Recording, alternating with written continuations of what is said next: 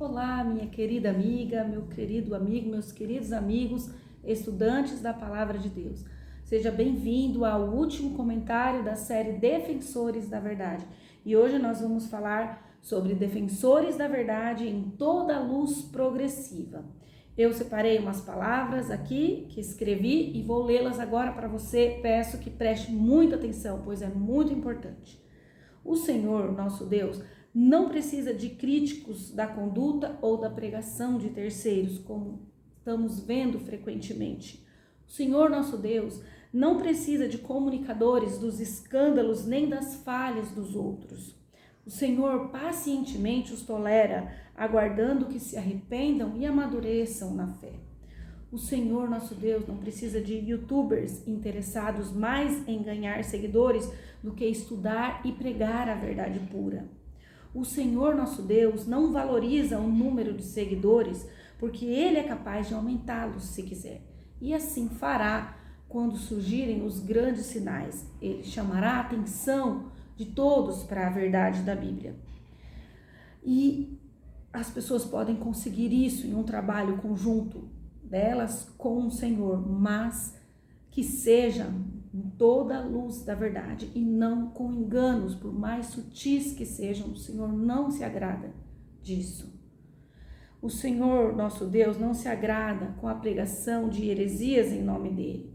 Heresias compreendem todo o engano pregado em nome dele, tudo aquilo que a Bíblia não diz e nem quer revelar.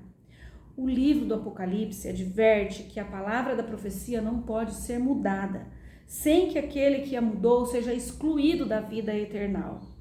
O Senhor precisa de pregadores da verdade em toda a luz progressiva. O Senhor precisa de homens e mulheres que estejam dispostos a segui-lo em fidelidade e se aperfeiçoarem na verdade até o fim.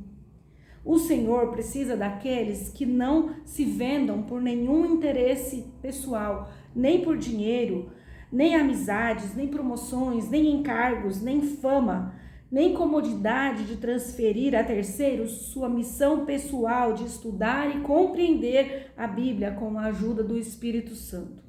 O Senhor precisa daqueles que não se apeguem a nenhum homem, nenhum líder mais do que a Ele, nosso Deus.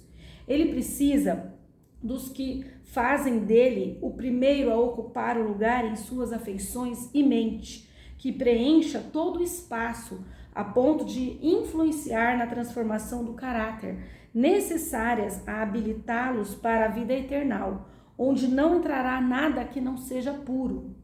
O Senhor precisa daquele que seja comprometido em pregar a verdade, custe o que custar, pois a verdade é Jesus.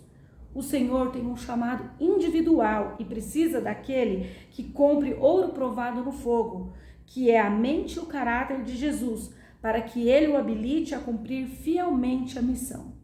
Então, meu querido amigo, irmão em Cristo, leia Daniel e Apocalipse mais atentamente, dobre os joelhos em oração e leia mais atentamente. Se você quer algumas falas da irmã White, eu vou mostrar aqui para você agora duas falas nas quais ela coloca as trombetas para o futuro, mostrando que a Bíblia e as profecias de Daniel, em especial também o livro de Apocalipse, fala de uma forma sequencial a revelação da história, sendo as 7 igrejas primeiro, depois os 7 selos, depois as 7 trombetas e depois as 7 pragas. São uma sequência organizada. E hoje nós nos encontramos no 5º selo, aguardando os sinais que darão abertura ao 6º selo, sinais estes que não aconteceram ainda, da forma como são descritos na Bíblia.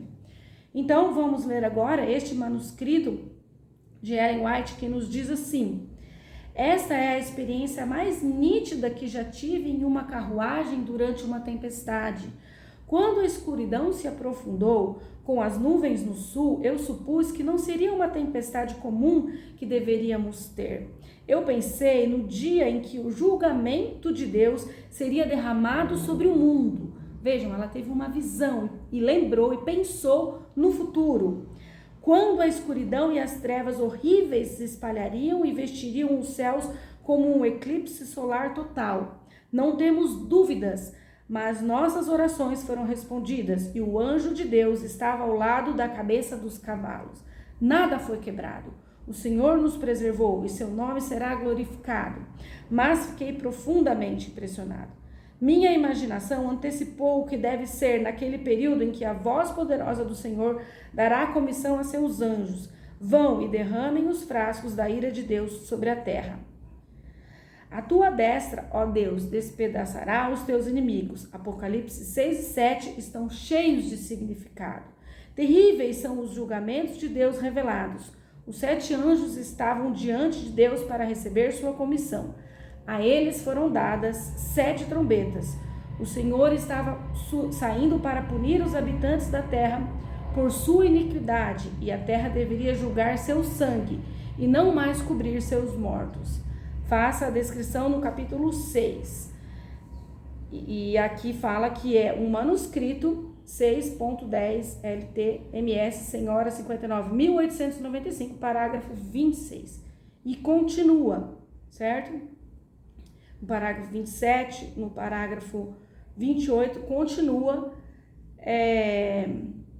descrevendo esses pensamentos de Apocalipse, até que no parágrafo 28 ela fala: João viu os 4 anjos em pé nos 4 cantos da terra, segurando os 4 ventos, que o vento não sopraria até que o selo do Deus vivo será colocado sobre aqueles que amam a Deus e guardam os seus mandamentos. Então, até os selos ela coloca para depois, certo?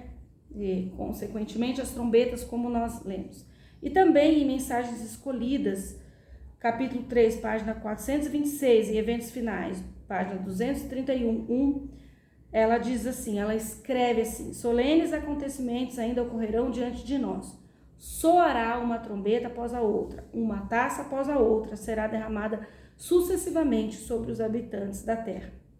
Então, meus queridos, mesmo vivendo quase 2 séculos atrás, a profetisa fiel do Senhor com suas visões desmente o engano oficial do povo adventista atualmente.